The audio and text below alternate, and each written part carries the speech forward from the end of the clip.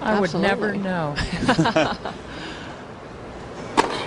You got low for those volleys, Pam. There were so many in the first set.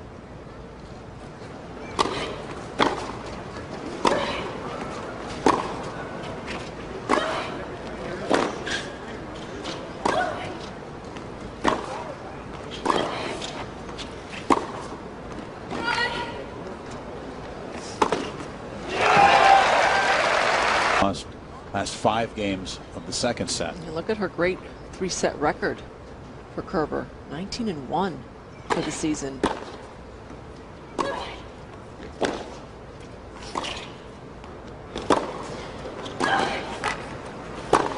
Oh, beautiful. Corner to corner. This final set.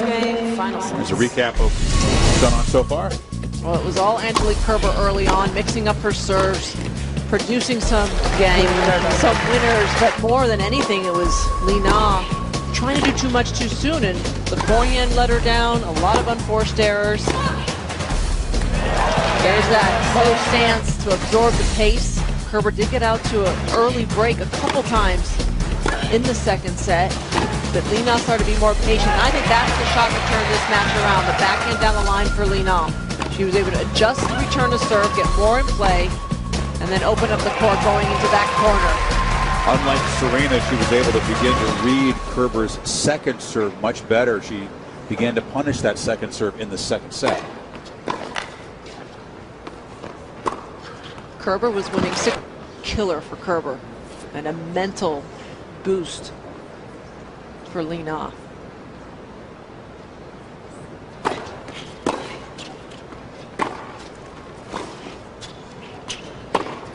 That backhand down the line to dictate.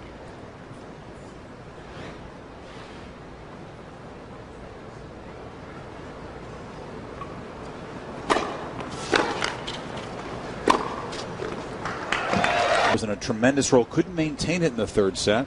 Last night she lost 5 games in a row to Venus, lost her focus for a while, got it back.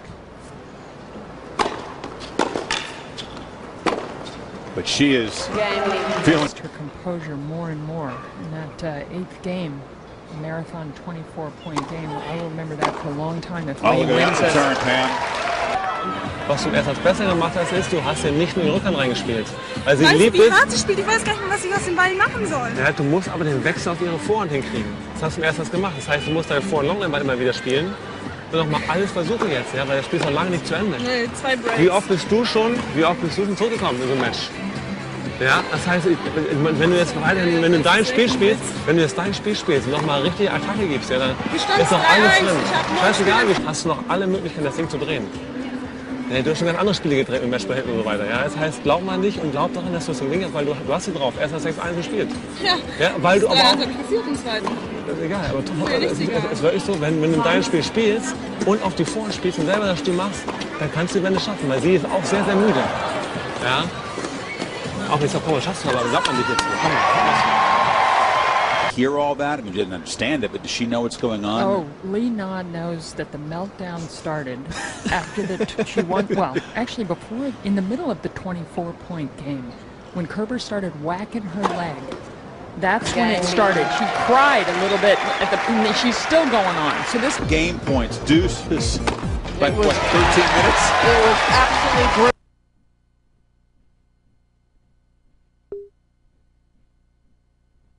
Break point after break point, game points, deuces, like what, 13 minutes? It was absolutely grueling tennis from both players, and Li Na did a good job because she missed a lot of opportunities to break, to hang in there with the big hitters.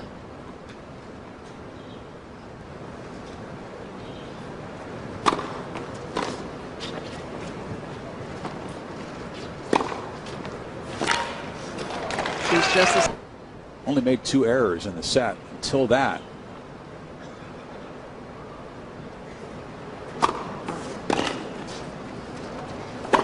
Oh, shook it off, didn't she? And breakthrough, Roland Garros title off the Australian Open final, losing that tough match to Clijsters. Wins on the clay of all surfaces in Paris, and then hasn't raised a trophy since then. Cashed a lot of checks. That's true. That's the trophy. But this time last year, it was such a different story for Li Na. She was feeling all the pressure in the world. She had no confidence, barely winning matches, lost first round at the US Open. I mean, what a different feeling going into the last major of the year for Li Na. Finals in Canada, 2 points now from her first win in over a year. That's a great point. Looking forward to New York, a different mindset if she can just close it out, 2 points away.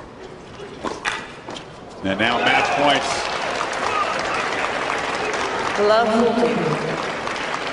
And I have to say, great pupil. She did everything she was asked to do by her coach. Championship point. 3 of them.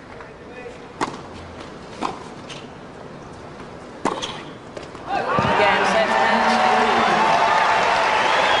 2 sets to 1. 6 wins, 6-1. Good pupil, good fighter, and a fit player. Much fitter than a woman 6 years younger than Lee, who finally can smile. That's got to be a relief, and that's a pretty good debut for the Rodriguez-Li Na partnership. A great start to their partnership. He was sending him messages.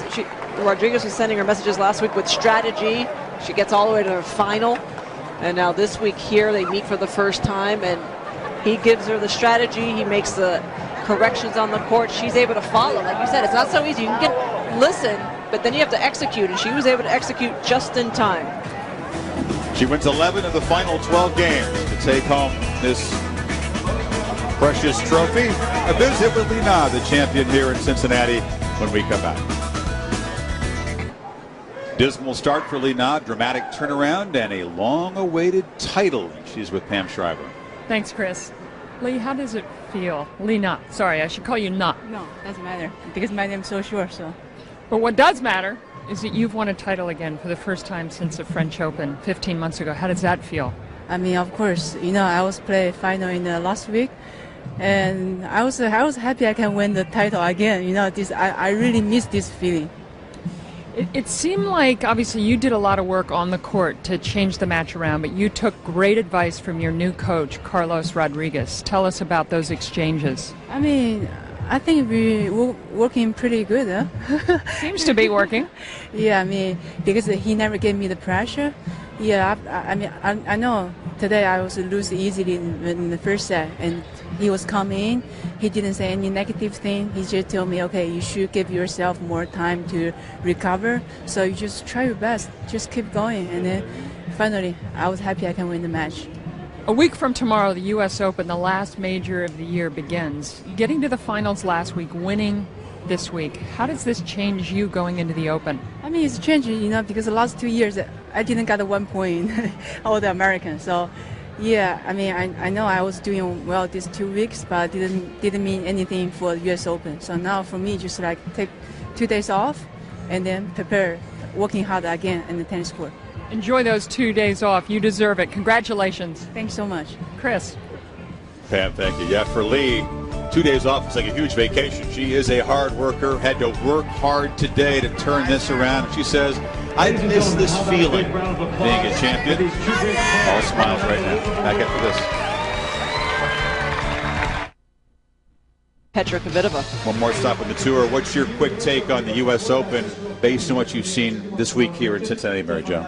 Well, I think it's nice to see 2 Grand Slam champions from a year ago, Kvitova and Li Na, regaining their form. I still like Serena Williams going into the U.S. Open. I thought she was very tired this week, did not play her best. She'll be the favorite. Kim Clijsters saying her goodbyes. We'll see how well she can play. And Azarenka, Sharapova weren't here, but they'll be definite contenders going into the U.S. Open. You feel okay in terms of Azarenka and Sharapova's health? Word is they should be close to They should. 100%. They've had enough of a big break now that they should be ready to be firing on all